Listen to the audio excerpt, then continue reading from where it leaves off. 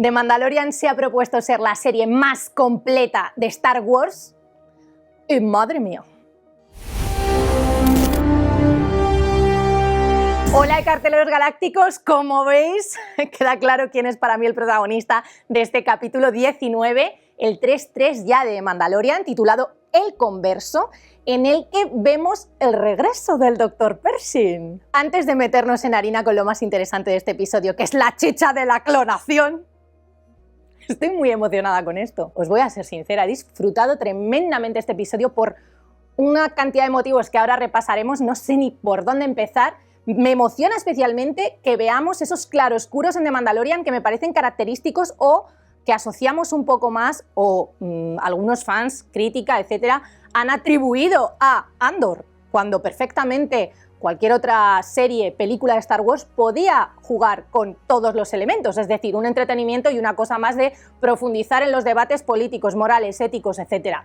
Que The Mandalorian se proponga esto me parece fantástico porque es dar un golpe encima de la mesa y decir, espera, estáis diciendo ahora que Andor es la mejor serie de Star Wars, vamos a ver si voy a tener que picarme. Pero antes de meternos en harina con todo eso que sucede con pues, las reminiscencias del Imperio, cómo de diferente es o no con la Nueva República, etcétera, toda esa chicha política, moral, ética de este episodio de Mandalorian, quiero conectar el episodio 3-2 con este, porque hay muchas cosas que hay que tener en cuenta de cara a futuros conflictos.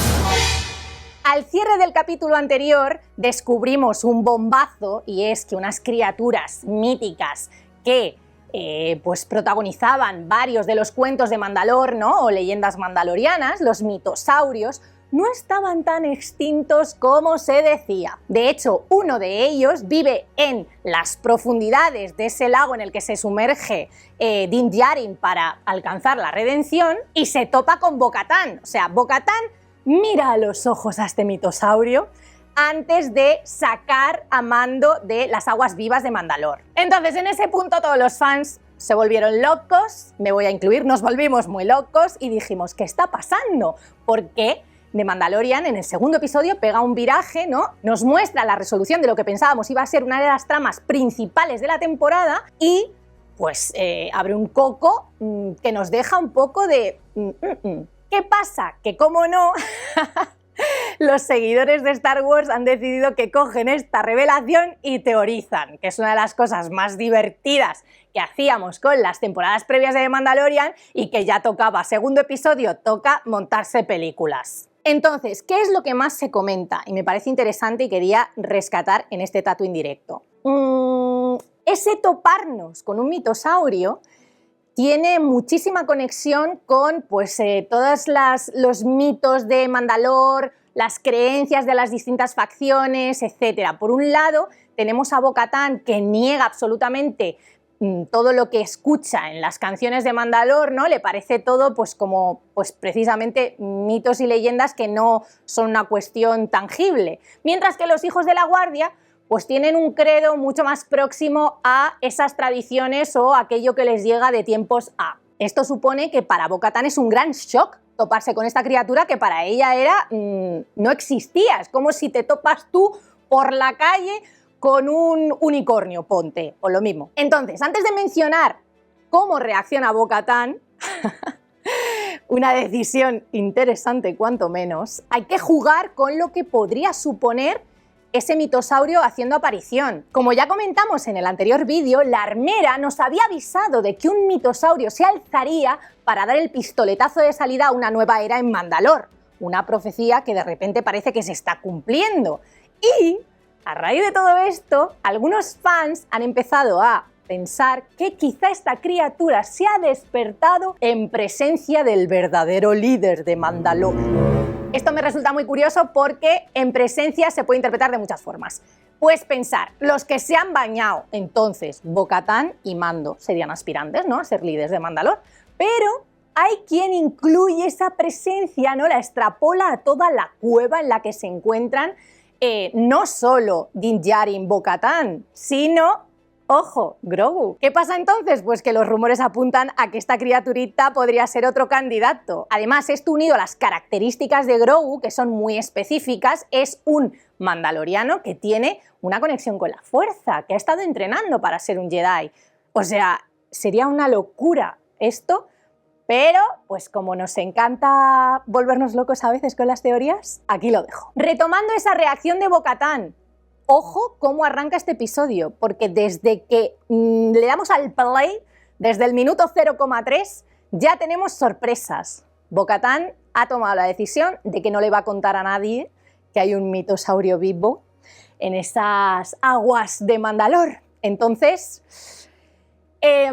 bueno, aquello que intuíamos de un posible acercamiento entre Bo-Katan y los hijos de la guardia, que se produce al término de este episodio, es decir, al final de este 3-3 descubrimos a los hijos de la guardia, a la armera en particular como líder, abrazando a Bo-Katan y dándole la bienvenida a su facción, porque claro, Bo-Katan al rescatar a Din Djarin también se ha sumergido en las aguas vivas, lo que supone que es miembro del credo de los hijos de la guardia si accede a no quitarse el casco, es decir, si pasa por el aro de mantener el casco puesto todo el rato y desea unirse a esta comunidad, puede hacerlo. Pero Bo-Katan guarda un tremendo secreto, y es que el mitosaurio, como si solo existiera uno, pero bueno, por lo menos un mitosaurio se esconde en las profundidades de Mandalor. De momento, pues lo archivamos, esto lo archivamos. Esta decisión tomada por el equipo creativo me parece fantástica, porque nos permite dejar respirar la cuestión del mitosaurio, que me ha parecido una bomba tremenda para lanzar en un segundo episodio, y añade una dificultad más a ese acercamiento que esperamos entre Bo-Katan y los hijos de la guardia. Ahora de repente, sí,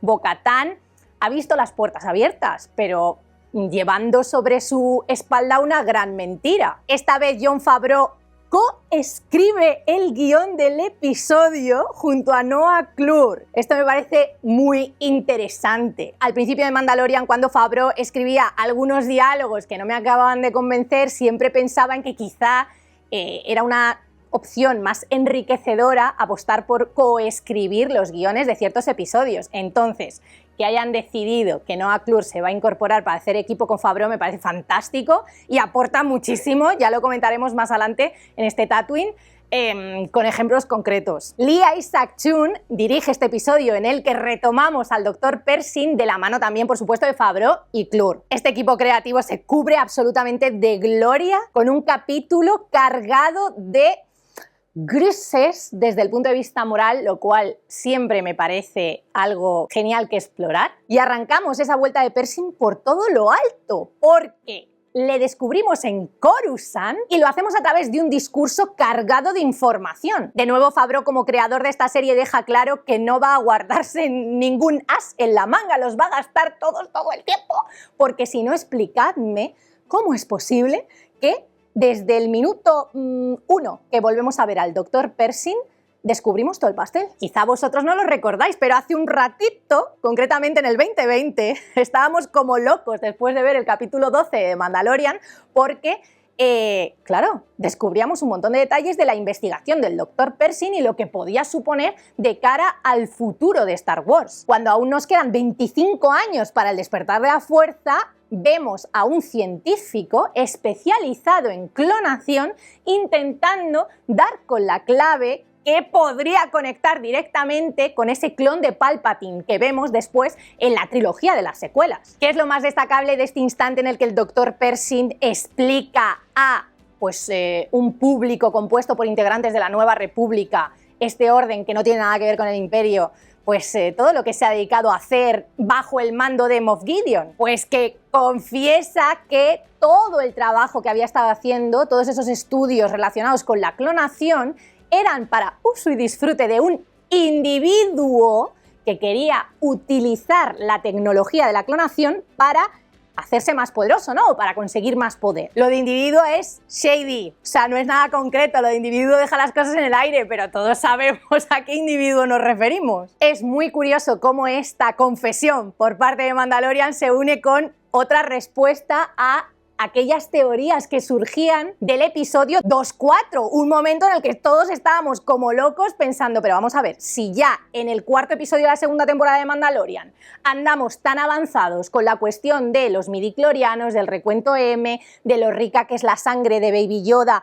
para pues desarrollar un clon que todos sospechábamos que podía ser el de Palpatine, ¿qué pasa después para que en 25 años no haya un salto exponencial? Porque si recordáis, después del clon que nos encontramos de Palpatine está pocho total. O sea, es decir, no hemos avanzado mucho con la investigación y han pasado un porrón de años. Pues esperarse, porque en este episodio también encontramos esa respuesta. Pero antes de comentar todo esto, hay que desgranar otro punto interesante de ese discurso, ¿no?, del Dr. Pershing, que es cuando explica en qué consiste su trabajo. En las series de Star Wars y en cualquier serie de ciencia ficción y en cualquier serie, si ya nos ponemos, es importante prestar atención cuando te explican cosas, porque muy probablemente luego vas a tener que utilizar esa información en el futuro. Entonces, key points de la investigación del Dr. Pershing. Este científico lo que hace es evolucionar la tecnología que ya habíamos visto en Camino. Los especialistas de Camino utilizan una sola hebra genética para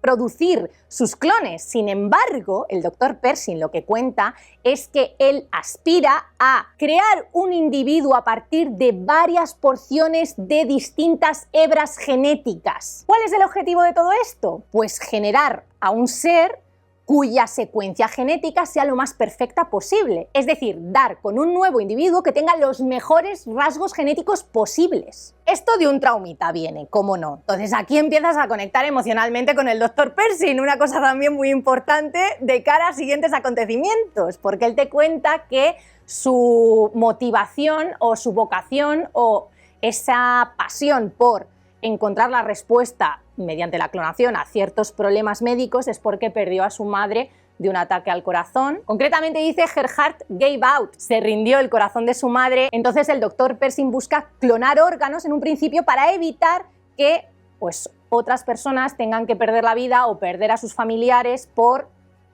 enfermedades que quizá podrían encontrar una cura de esta forma. ¿Y qué hace el Dr. Pershing aquí? Esto me encanta. Lo he disfrutado especialmente. ¿Por qué? Pues porque muchas veces nos pasa cuando se enfrentan dos bandos y hay un ganador y un perdedor que te enseñan qué pasa con el triunfo, ¿no?, de los ganadores, y los perdedores, pues si ha sido un villano, sabes que bien no lo va a pasar y que o muere porque en la batalla ha sucedido o pues lo encarcelan, etcétera, etcétera, opciones muy feas. Pero ¿y los cómplices o los que han estado trabajando para este gran antagonista, que en este caso es Moff Gideon? ¿Qué pasa con ellos? Es curioso porque es una pregunta que conecto siempre con ¿qué pasa después del final feliz de una comedia romántica? Se conocen, se enamoran, todo muy bonito, todo flores y corazones, pero luego la vida en común, ¿cómo es? Pues esto lo mismo. De ahí que haya disfrutado especialmente con la reinserción del Dr. Pershing a través del programa Amnistía, que es pues la manera que ha encontrado la Nueva República de dar una oportunidad, ¿no?, o de reinsertar a algunos de los trabajadores del Imperio dentro de este nuevo orden. Pero ojo, que no solo el Dr. Pershing se ha beneficiado de este programa de amnistía. Elia Kane, a la que ya vimos también en la nave de Moff Gideon, es otro de esos imperiales que se está intentando hacer hueco en la Nueva República. Y aquí nos pasamos gran parte de este episodio bastante largo, unos 59 minutos dura, explorando una cuestión ética y moral con mucha chicha. ¿Es malo en sí el descubrimiento que quiere hacer el Dr. Pershing? ¿En sí es un peligro todo eso que está experimentando con la clonación? ¿Podría ser útil su trabajo si cae en buenas manos? Esto es algo que repiten en numerosas ocasiones a lo largo del episodio. Mientras intentamos llegar a una conclusión a este respecto, la Nueva República demuestra que es bastante firme y está muy encorsetada. La libre elección, bueno, es cierto que estamos ante una cuestión que quizá es difícil de gestionar, pero en general la Nueva República no sabe muy bien qué hacer. Y para apuntalar esta cuestión, Favreau y Clure subrayan que vale, quizá si dejamos a un lado lo más duro, ¿no?, la cuestión ética más complicada, tenemos otros pequeños detalles que tampoco convencen. ¿Por qué hay que deshacerse de absolutamente todos los recursos imperiales simplemente porque estemos intentando dejar atrás toda esa supremacía? Las cosas, o sea, tengo un bolivic y como era del imperio, pues nada, retiramos el bolivic. Esto extrapolado a material científico que dices, te tienes que fiar de lo que diga el Dr. Pershing. Es cierto. La cuestión de la confianza en este episodio también se trata en profundidad. Ya me contaréis vosotros si os habíais fiado de Laia, porque para mí ha sido una puñalada en la espalda, pero no sé cómo deciros. Katie M. O'Brien, que es la actriz que da vida a Laia, lo hace maravillosamente, es decir, tiene un encanto y un magnetismo. Es un poco como pícara, tiene un rollo encantador ante el que es muy difícil no sucumbir. Total, que manipula al Dr. Pershing, le pega la puñalada trapera y no solo esto, es que mantiene el misterio en torno a sus intenciones a lo largo de todo el episodio. Lo hace fantástico, porque no ves venir hasta qué punto llega esa traición. Pues resulta que Laia es un agente doble. Mira que no confiábamos mucho en la reinserción, pero cuando le fríe el cerebro absolutamente al Dr. Pershing, con ese desollamentes que sube ahí la potencia a tope, dices, es que está claro que Laia, pues no sabemos cómo, pero sigue trabajando para Moff Gideon, ¿no? Y aquí tenemos la respuesta. ¿Cómo no hemos avanzado nada en 25 años? Pues porque le han frito el cerebro completamente al científico que estaba intentando dar con un avance, ¿no?, en esa clonación. Dejando a un lado todo este tema del Dr. Pershing del que podría estar hablando siglos, porque me parece interesantísimo, quiero retomar la cuestión de por qué me parece que Favreau y Clure hacen un trabajo excelso y Favreau teniendo compañía es mucho mejor. Los diálogos no tienen nada que ver. Es que Favreau con los diálogos a veces me pone nerviosa porque lo que es la línea en sí, pues no se le da tan bien a lo mejor que pensar en el big picture, ¿no?, en las tramas, en lo que es qué va a suceder en la temporada de Mandalorian como creador. A este respecto, por ejemplo, el tono cómico con el que se topan de repente en medio de una situación de tensión como es la que vive el Dr. Pershing la mayor parte del tiempo a lo largo de este episodio, me parece estupendo y, pues claro, no es siempre algo que se asocie con Favreau. Hay un instante que ejemplifica esto maravillosamente. Cuando están en ese patio común en las viviendas de amnistía y empiezan a hablar de cómo ha cambiado su situación a todos estos reinsertados y que echan de menos del imperio, antes de que el Dr. Pershing suelte lo de las galletitas que al final Laia utiliza para atraerle, ¿no?, para ganarse su confianza, otro de los presentes en la mesa suelta que verdaderamente los uniformes del imperio, porque estos de la Nueva República le quedan fatal. Por favor, tenemos que apreciar este chascarrillo, que es el guiño definitivo a lo siempre comentado por los fans de Star Wars cuando resaltan una de las mejores cosas del imperio, que es, pues efectivamente, el diseño de vestuario. La línea imperial, cuántos aplausos se ha llevado. La moda del imperio, cuántas veces hemos dicho que es una maravilla. No solo la moda, todo lo que rodea, ¿no?, el diseño de producción del imperio, pero la moda específicamente, ¿no?, el diseño de vestuario es algo que es que lo hemos dicho por activa y por pasiva. Me ha hecho tantísima gracia ese guiño a los que estamos viendo, ¿no?, esa pildorita para el espectador, decir, lo que echo de menos en verdad son los uniformes del imperio, que esos sí que estaban bien. Es que lol. Otra apuesta creativa que me ha parecido fantástica